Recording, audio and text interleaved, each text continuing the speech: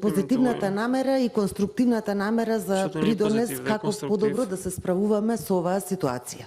И тоа навистина би било одлично кога би било така.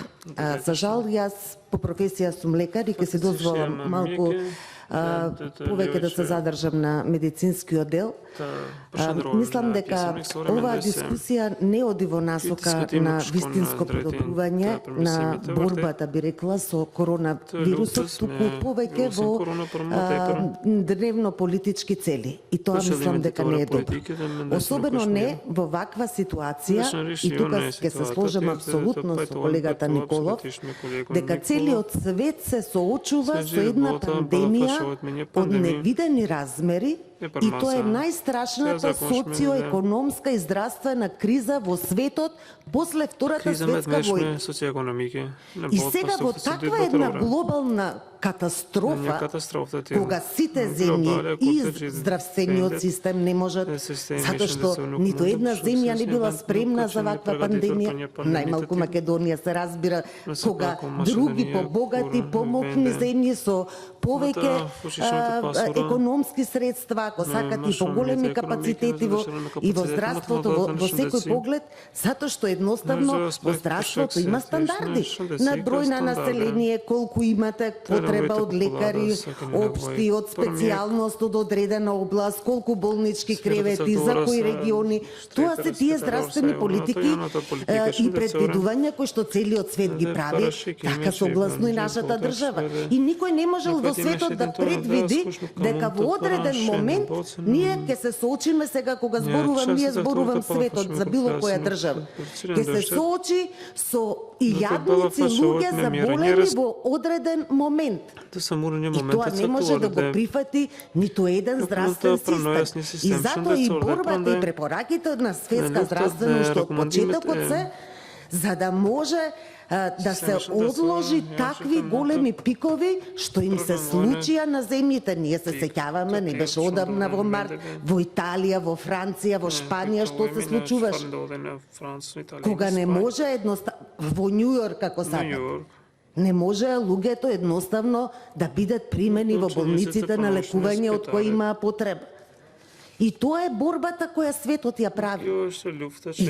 Треба, мислам, не е добро ниту граѓаните да ги манипулираме, ниту самите себе си. Мислам дека отворено треба да се каже која е реалноста.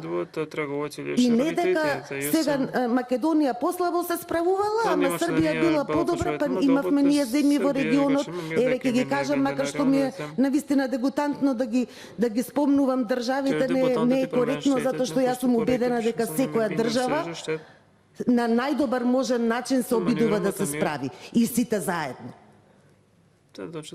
И ова не е борба на бројки статистички кои ми ги кажувате и ми ги споредувате со некои политички анкети. Ама извинете, во медицината воопшто статистиката не е иста како што ги правите анкетите за партијата и за изборите. Значи други се параметрите. И да не ги замајуваме луѓето. Па Словенија во јуни кога беше прогласи победа над епидемијата. И денес со што се соочуваат? Што дека таму не се добри докторите, не се добри политичарите или граѓаните. Едноставно ова е таков тип на пандемија која никој не може да ја предвиди. И јас ќе се иземам, не сум ниту инфектолог, ниту епидемиолог, но тие скромни познавања еве што ги имам како лекар, само ги следам, ниту една значи врви научници кои што се бават со ова, не можат се уште, нема студии релевантни на кои можеме да базираме некакви очекувања или предвидувања. И тоа не е проблем до Македонија, до македонските лекари и научници или министри или политичари. Еве кажете ми која држава во светот добро се справува, еве да ја земеме како пример. Било која, дека немаат заболени, дека немаат починати, дека не се во економска криза. А најмокните економии се во рецесија. И предвидувањата се дека таа рецесија ќе трае. И имаше некои изјави еве за вакцина. Гледаме дека во моментот се уште нема и за тоа релевантни. И тоа е процес. да се докаже дали ќе делува, каков имунитет ќе се ствара. Што значи, ние ќе треба да се навикнеме да живееме со овој вирус уште подолго време. И најверојатно можеби и година и две, и имате право на контрареплика, секако да не се довикуваме вака. И тоа е тоа што треба и што сите држави го прават.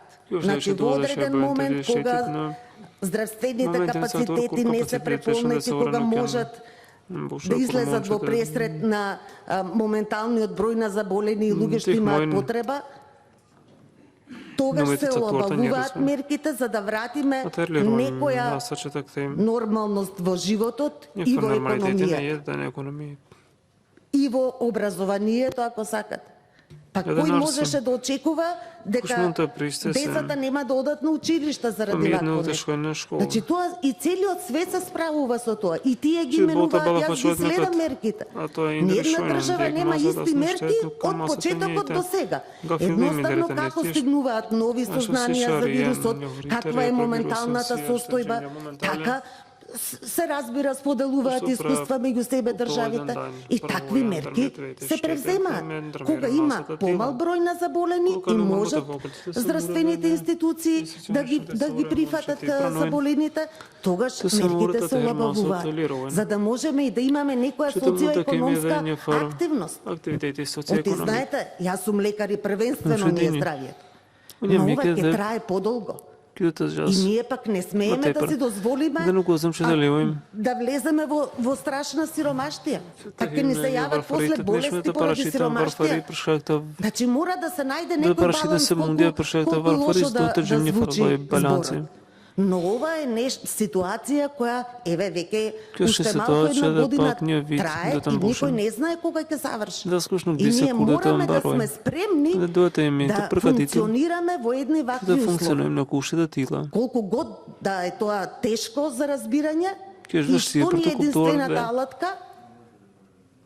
Мерките за дистанца, за носење маски и миење на раце. Тоа ни се во моментов. Тоа е ќе имате прилика секако, мислам, вистина не е убаво да се довикуваме вака од говорница. Сакате да дојдете, па... Ама јас во Македонија сум, не сум во Англија и сметам дека не е примерно од место да коментираме, стојам на располагање да одговорам на секое прашање. Благодарам. Значи, тоа ни се за жал. Немаме лек. Не ние во Македонија, светот нема лек. Нема лек за вирусот. Се пробуваат, се експериментираат, еве следите и такви лекови, ама нема студија релевантна што ќе каже да, ова е лекот. Нема. Вакцина нема. Што ни преостанува? Овие три мерки. И по мојот длабоко уверување, идеално е кога сите би ги почитувале без потреба примена на вакви казнени мерки и така натаму. Ама за жал тоа не се случува и не тоа само кај нас. И во други држави некои граѓани почитуваат повеќе, некои помалку, се уште има што не веруваат, па протестираат и во светот, не само кај нас. Веројатно тоа е нормално, некоја психологија на граѓаните во секоја држава. Тогаш кога не можеме да ги спроведуваме сите доследно, а многу ни е важно сите да ги спроведуваме. Ете тоа е макар, не зависи ако 10 луѓе ги спроведуваме мерките, а 20 не, пак состојбата ќе биде полоша. И затоа ни се потребни мерки од ваков тип на казни, за жал, оние кои не ги почитуваат мерките. И за нивно добро на крајот, но и за доброто на јавното здравје. Да не ги спомнувам колегите лекари кои навистина со месеци работат и се исцрпени од сета оваа ситуација. И знаете како, мислам дека треба малку да имаме повеќе сенс и чувство за целава ситуација, и здравствена и социоекономска. И почит кон колегите доктори што веќе се на рап на сили и ние тука дебатираме голо политиканство, дали вака била мерката, бројката била вчера, денес ваква или анкетите и што било мислењето на граѓаните, па не знам на кој. Значи, Мислам дека секој конструктивен придонес во смисол на конструктивен предлог треба да се прифати, неспорно е дали од позиција, опозиција, пак тоа дополнително ме разочарува. Ние, вие, нашите, вашите доктори, сам кои се тие наши, ваши доктори? Па исти сме сите тука и кои се тие наши, ваши пациенти? Мислам, слушам овде дебата, кога едните сакале позицијата, па тогаш воведувала мерки за... Мислам, луѓе ги дополнително на граѓаниве и вака им е доволно тешко. Дополнително ги зболнуваме луѓето со целата оваа дебата. И внесуваме дополнителна конфузија и страф. Мислам дека пораката што сакаат да ја слушнат граѓаните е сосема поинаква.